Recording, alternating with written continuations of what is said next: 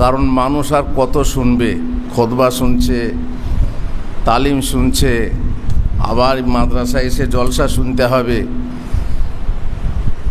মানুষ বিরক্ত হয়ে গেছে। আমাদের কথা ছিল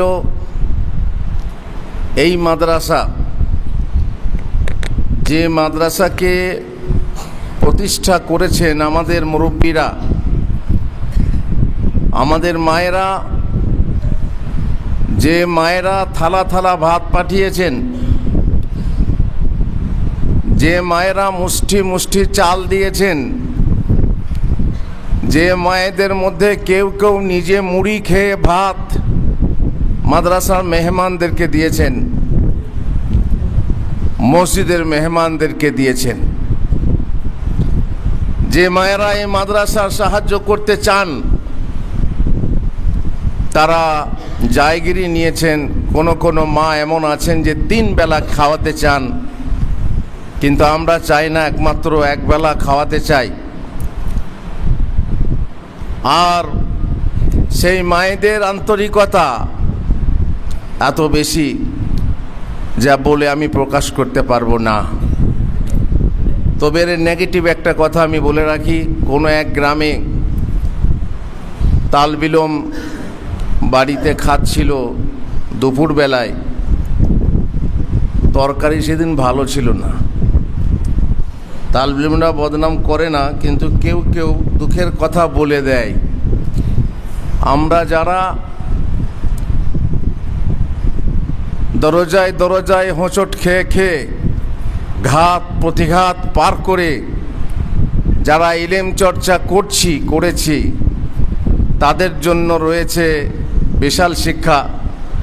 আমার বন্ধুর পথ যদি তোমরা পড়ে বুঝেছ, তাহলে বুঝেছ এই লাইনে চললে পথ যে লাইনের রেল লাইনের মতো তা নয়, পথে যে কার্পেট বিছানো আছে তা নয় রাজা বাদশাদের মতো, এই পথে যে ফুল বিছানো আছে তা নয়, এই পথে চললে তোমাকে ফুল বর্ষণ করবে তা নয়, বরং এই পথ হচ্ছে পাথরের পথ, এ পথ হচ্ছে কাঁটার পথ, এ পথ হচ্ছে যে পথে চললে তোমাকে জুতো ছোড়া হবে। এই যে এই পথে চলতে চলতে এক ছেলে তার গল্প বলছে, দুপুরবেলায় ভাত খাচ্ছে, তরকারি ভালো ছিল না, তো একটু দেরি হচ্ছে ভাত খেতে। তখন একজন বাড়ির মহিলা বলছে, কি গো তালবিলম, তুমি আজ দেরি করছো কেন, তাড়াতাড়ি খাও কেন? তখন তার যা বলছে, দেখছিস না টি আর খাবে না, দেখছিস না বাঁদর গালি পড়ে গেছে।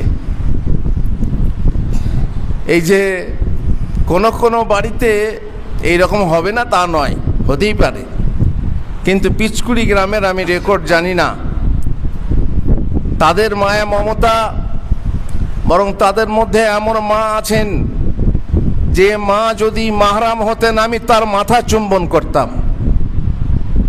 তাদের মধ্যে এমন মা আছেন যারা তার ছেলেকে আলেম করতে চান, কিন্তু দুঃখের বিষয়, ইন্নাকা লা তাহদি মান আহবাবতা ওয়ালাকিন্নাল্লাহা ইয়াহদি মান ইয়াশা, এরই মতোই তুমি চাইলেই তোমার ছেলে আলেম হবে তা নয়, বরং আল্লাহ চাইলে তবে তোমার ছেলে আলেম হবে।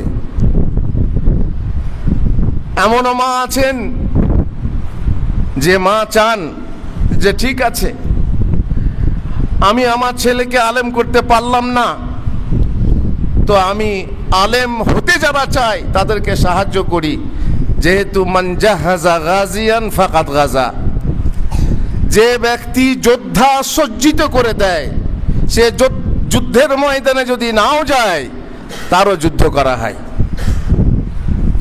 আলেম তৈরি করতে পারলেন না, কিন্তু আলেম যারা তৈরি করছে তাদের যদি সহযোগিতা করা হয় তাহলে আপনারও আলেম তৈরি করা হয়।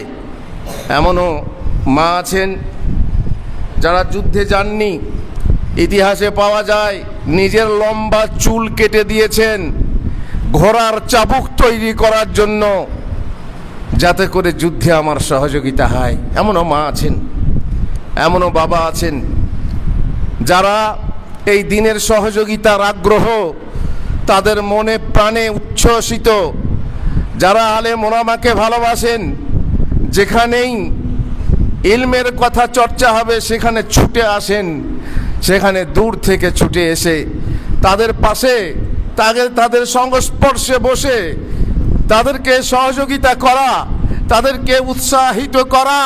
আর ইলমের সব থেকে বড় জিনিস হচ্ছে উৎসাহিত করা। যদি উৎসাহিত না থাকে, মানুষ যদি ভিখারি বিদ্যা বলে নিরুৎসাহিত করে, মানুষ যদি তালবে ইলমকে তালবিলুই বলে ছোট করে, মানুষ যদি এই পথে চলতে নিরুৎসাহিত করে, তাহলে কোনো তালবে ইলম আলেম হতে পারে না। কারণ তারা পথে চলতে চলতে যেমন হোঁচট খায়, এইভাবে যদি মানুষ বাধা দেয় তাহলে সে চলে কি করে সেই পথে। বহু বাবারা আছেন, চেষ্টা করেছেন, তাদের ছেলেরা আলেম হয়নি, তাদের মেয়েরা আলেমা হতে পারেনি, ওই কুঁড়ি অবস্থায় সেই ফুল বোঁটা থেকে ঝরে গেছে। আমরা যে গাছ এইভাবে ছুঁড়ে দেয়, কোনো গাছ দেখবেন তার যত্ন হয় না, কিন্তু সেই গাছ বাঁকা হয়ে উঠে ফুল ফল দেয়। আমাদের এই উদাহরণ মাগো তোমরা দেখছো, তোমাদের মাদ্রাসায় এখানে পড়াশোনা করেছে তারা, আমি হয়তো পড়াশোনা করি নেই, কি অন্য মাদ্রাসায় পড়েছি। তাহলে যদি আলেম তৈরি করা হয়, যদিও চেরাগ তলে অন্ধকার, আপনারা হয়তো তৈরি করতে পারছেন না আপনাদের ছেলে মেয়েকে, তবু বলা যায় না এরা তো এই গ্রামেরই ছেলে, এরা তো হয়েছে। সবাই যে হবে তা নয়। একজন আলেমকে বলা হলো, আপনার এই মাদ্রাসার ছাত্ররা তো সব এমন যে তারা আলেম হবে তা নয়। যারা দু লায়ে দু পা দিয়ে আছে, তারা এখানে ভাত খাচ্ছে, এখানে পড়ছে, ভালো করে পরীক্ষায় পাস করতে পারছে না, কিন্তু হাই স্কুলে গিয়ে পরীক্ষা দিচ্ছে চাকরি করবে বলে। হতে পারে, হতে পারে, কিন্তু আলেম সবাই হবে তা নয়। আমার এই মাদ্রাসায় 200 ছাত্র যদি থাকে, তার মধ্যে 2টো ছেলে যদি আলেম হতে পারে, সেটাই আমার জন্য সব থেকে বড় লাভ। এই মাদ্রাসা হচ্ছে সোনা তৈরি করার কারখানা। টন টন মাটি কেটে তারপরে কয়েক আউন্স সোনা পাওয়া যায়। এত এত ছেলে যারা মাটির মতো, তাদেরকে কেটে কেটে তাদের পাথর গলিয়ে গলিয়ে যদি আমার 1 আউন্স 2 আউন্স আমার সোনা হয়, তাতেই আমার লাভ। সুতরাং যারা এই মাদ্রাসায় সহযোগিতা করতে চান, আমি জানি আমাদের মাদ্রাসায় এমন এক লোক আছে, যে লোক নিজে হজ করেছে, গরিব মানুষ তা নয়। এই মাদ্রাসার খিদমতের জন্য বাড়ি বাড়ি দরজায় দরজায় গিয়ে মাগো তোমাদের কাছে মুষ্টি ভিক্ষা করে নিয়ে আসে। আর সে এখানে আল্লাহর ওয়াস্তে, বরং সে বেতনও নিতে চায়নি। আমাদের প্রাক্তন সেক্রেটারি কেশিয়ার মিলে তাকে কিছু বেতন করে দিয়েছেন, আর সেই সুবাদেই তিনি চান না। এত তাঁর মায়া।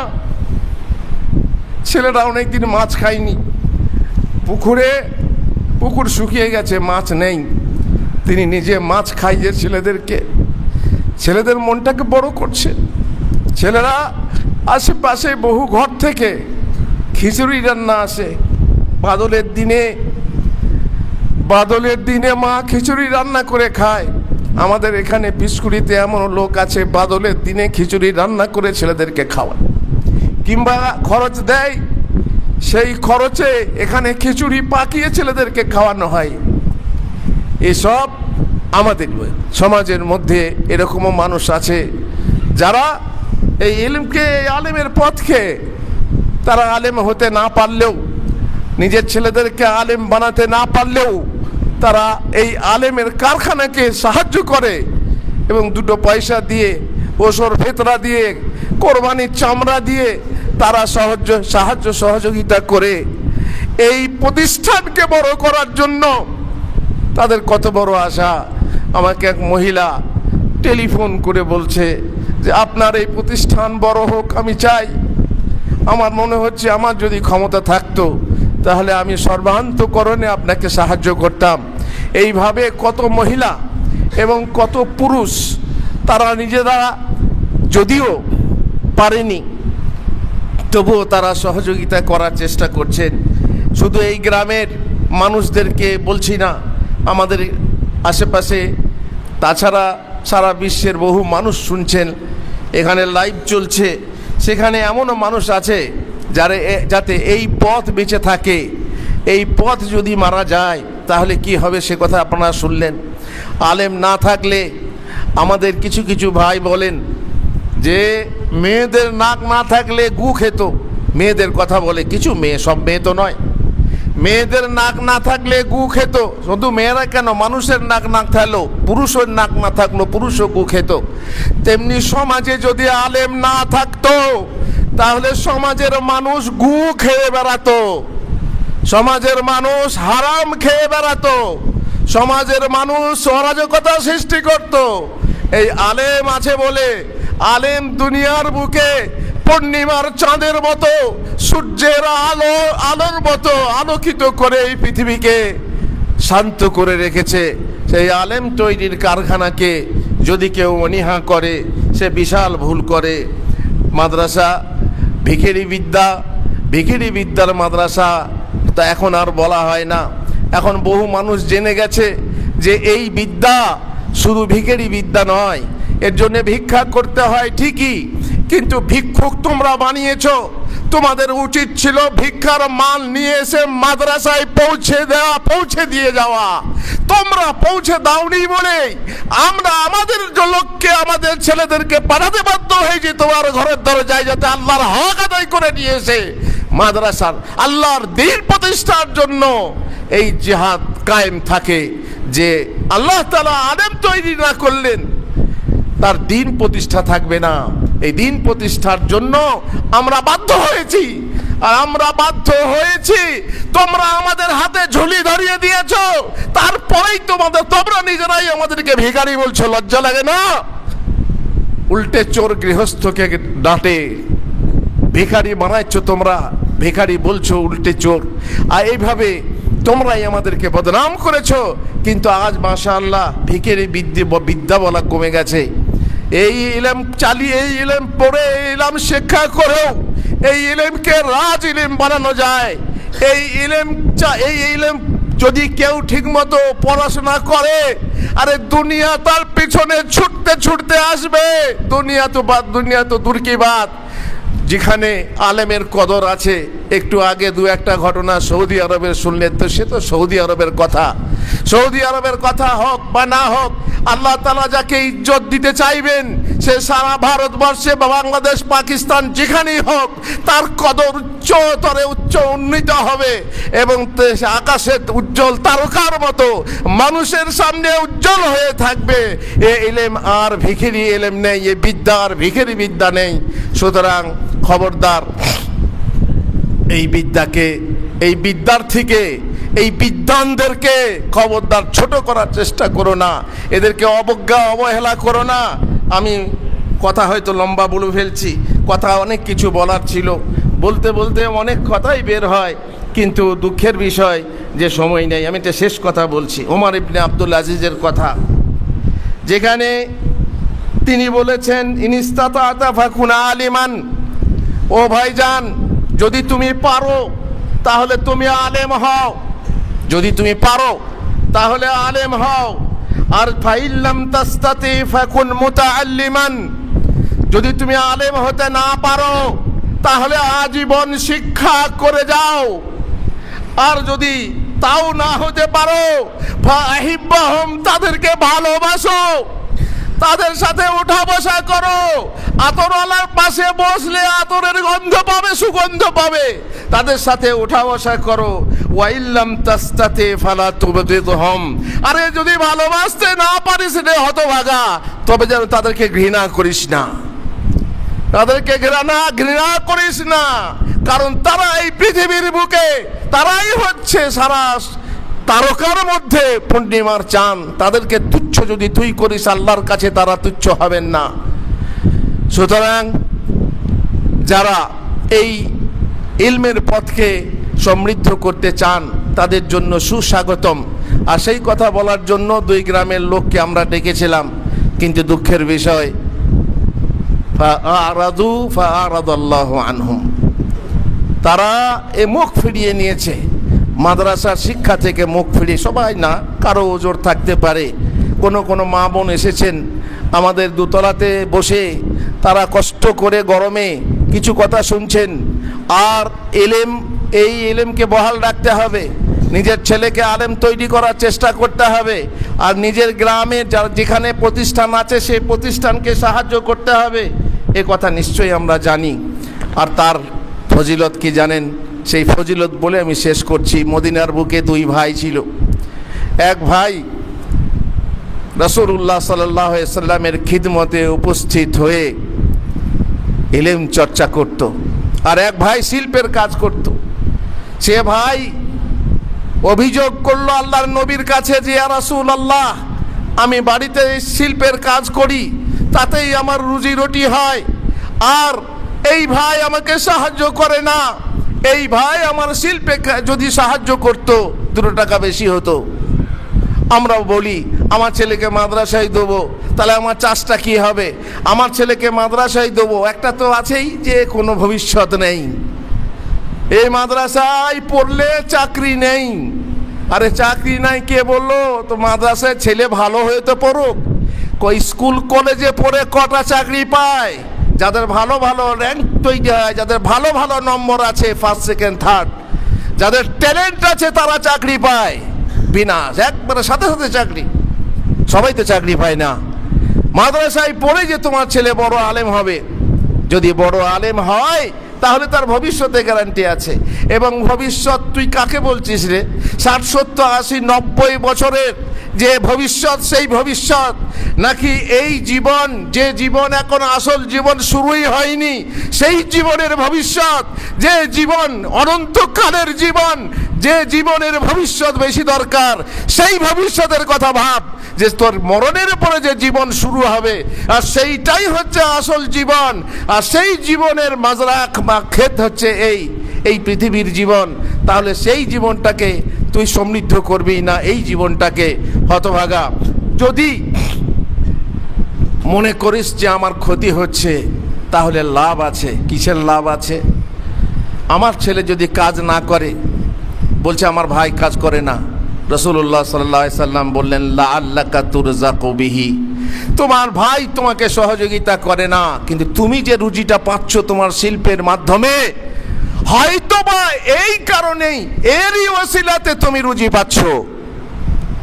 তোমার ভাইকে ছেড়ে দিয়েছ তালেবে ইলমের জন্য, তারা ইলমে তলব করতে আসছে, যার ফলে তুমি রুজি পাচ্ছ, এমন তো হতে পারে। সুতরাং আপনি আপনার ছেলেকে ছেড়ে দেন, আপনি তারই বরকতে রুজি পাবেন, আপনার চাষে বরকত হবে, আপনি ডাক্তার হলে আপনার ডাক্তারিতে বরকত হবে, আপনি যদি ব্যবসায়ী হন আপনার ব্যবসাতে বরকত হবে, আপনি যদি আরো কোনো পেশাদার হন আপনার সেই পেশাতে বরকত হবে, কারণ আপনার ছেলে এই মাদ্রাসায় পড়ছে। অথবা আপনি 2-4টা ছেলের দায়িত্ব নিয়ে আপনি পড়াচ্ছেন তাদেরকে, তার জন্য আপনার কাজে বরকত হবে, আপনার রুজিতে বরকত হবে। অতএব খবরদার এটা ভেবেন না যে আমার ছেলে নষ্ট করছে, আমার ছেলে বা আমার কি হচ্ছে, আমার ঘরের কাজ হবে না ইত্যাদি। খবরদার এটা ভেবো না। তোমার আল্লাহ তাআলা মিলিয়ে দেবেন, আল্লাহ তাআলা তার বিনিময়ে দান করবেন, তোমাকে আল্লাহ বরকত দেবেন ইনশাআল্লাহ।